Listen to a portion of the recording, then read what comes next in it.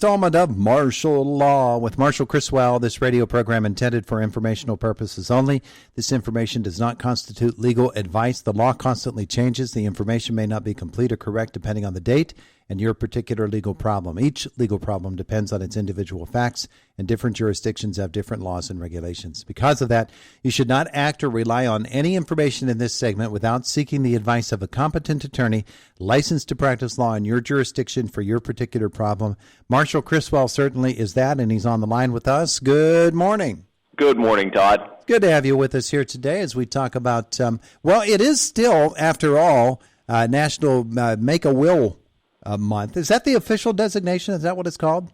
Yeah, National Make-A-Will Month. So it's a good time to think about these issues. We know that, from the surveys that have been done that far less than half of all adult Americans have a will.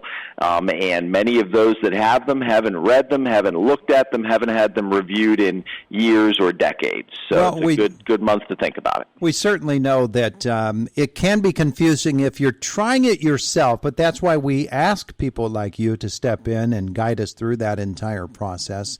And we have talked about wills quite often in the past on this segment, and the actual, what am I putting in the will? What do I have to have in that will? But that's not all that you have to consider when you're coming up with a will, is it? There are other things.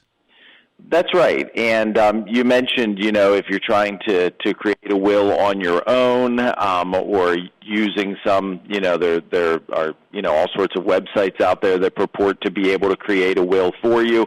But you have to remember, you don't know what you don't know. And a competent estate planning attorney is going to know what questions to ask, what the ancillary issues are that need to be considered in order to create a good plan. Mm-hmm.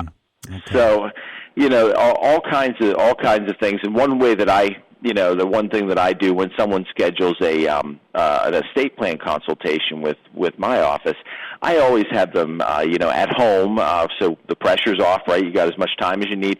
So there's a questionnaire that they fill out, and it answers some of these questions, or at least begins the dialogue on some of these things. Mm-hmm.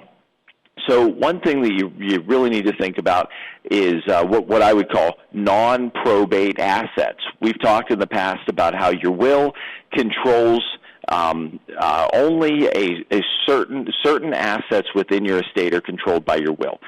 Those are your probate assets, things that you own solely, without any beneficiary designation or survivorship attached to them, things that you own solely when you pass away. There's a whole bunch of other stuff. For instance, life insurance, right? I always want to know, do you have life insurance?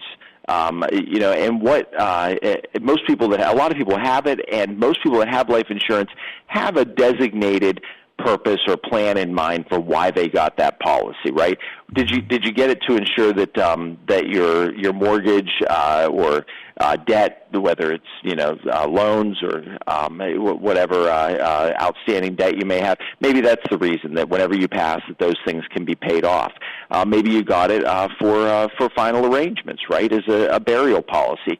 Okay, well, let's take a look at who the beneficiaries are on that, and does it make sense if to have this child or this relative or your executor or whoever as the beneficiary, if that's the intended purpose. If it's for funeral arrangements, maybe we ensure that the funeral home is the primary beneficiary on the insurance.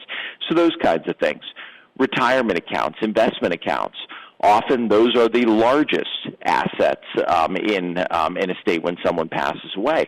And so you've got to know, okay, what type of accounts are these? Are these qualified retirement accounts? Is it stocks and bonds? Is there, beneficiaries set up? You got to know a little bit about the tax implications of these types of accounts, particularly IRAs, where there can be penalties for and income tax for early withdrawals and things like that. So you've got to look at these things. Do you own a business? Is it an LLC or a corporation? Do you have documents which say, okay, what happens to the shares or the ownership interests when someone passes? That might supersede your will. So there are lots of those kinds of things. I'm going to throw this at you because I know that there are these types of people are out there, and I'm sure that you have encountered them in your lifetime. There's a certain group of people who would say, I don't care what happens after I die because I'll be gone then. Somebody else, it becomes their problem. It's not my problem anymore. And I know how dangerous a mentality that can be. Yeah, absolutely. I have encountered folks like that. But I'll tell you that I don't think I've ever encountered someone who told me that who actually meant it.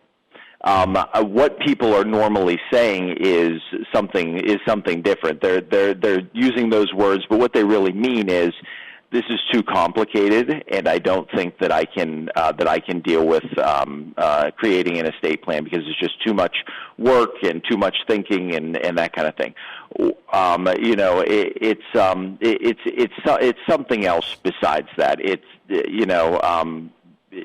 My family, we have squabbles within the family. Not everybody gets along. I don't want to make it look like I'm favoring one of my kids over the other. I don't want to create problems. So if I just do nothing, nobody can blame me. Those are the things that people are really saying whenever they say, I don't care because I'll be dead. Yeah. And of course, that's why you're there. You can help them to work through all of those issues because, as you're right, you don't know what you don't know. You have no idea what's out there that you need to have a grip on because it's just not within your field of expertise. And so you turn to an attorney. That's right. And then once you start to drill down on these other questions and say, okay, well, what about your family situation? Okay, are you married? Well, yeah, I'm married. Okay, I noticed that you didn't bring your spouse today or list them on the paperwork. Well, we've been separated for 10 years. We just never got divorced. Oh, okay. Well, how does that affect your estate plan? Maybe you were unaware that when you pass away, your spouse might be entitled to what Pennsylvania law calls the elective share, and they might get a third of everything, even though you have no relationship with them. So maybe part of your estate plan is we're going to get you divorced. Those kinds of things. What are those family relationships with your kids? Do you have children from previous relationships? Are you an unmarried couple who has never formalized your relationship in a legal way, but you've been together for 30 years? Well, what are the implications from all sorts of perspectives there, inheritance tax and all kinds of things. And some people decide to get married, there are just all those different, if you know the right questions to ask and the issues to dig down on, then, you can create a much more comprehensive plan for somebody. Well, it does become very complicated, as I said, if you decide to tackle this on your own. And so the emphasis really is on letting somebody who has the experience that does know what you don't know, to handle these issues for you and at least ask you these questions because that resolution of those lingering doubts and those unasked questions is going to be very, very important for what happens to what you've spent a lifetime building. That's absolutely right.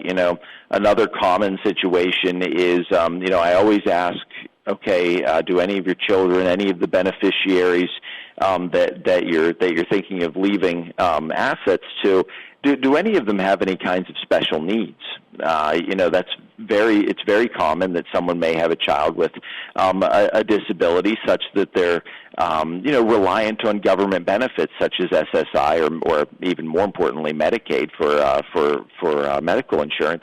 And if you go online and you do a will and you say, okay, well, I'm going to leave everything to my 3 kids equally, and your disabled child receives an inheritance of whether it's $20,000 or $2 million, that's going to affect their ability to get those benefits. It's going to disqualify them immediately. Nobody would want to get an inheritance of $50,000 if it meant losing their medical insurance.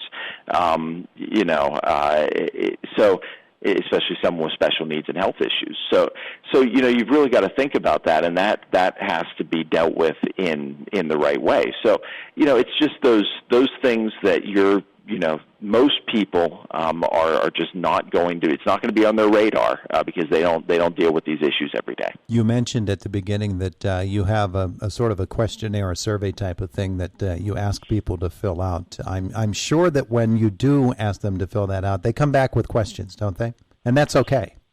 Absolutely. It's the starting point for our discussion. So it gives me the general information, contact information, the family relationships, and then the kinds of questions, some of the things I just went through with you. It gives me that information, and then we can say, okay, well, what are the issues then that we really need to have a more in-depth discussion about? All right. So all of that being the case, somebody wants to get this process started with you, and it doesn't have to be only during National Make-A-Will Month. What should they do? Give me a call, 724-465-5826. Stop and see us here in the old R&P Coal headquarters at 655 Church Street in Indiana, or go online to www.westernpalawyer.com. Very good. Marshall, thanks for joining us today.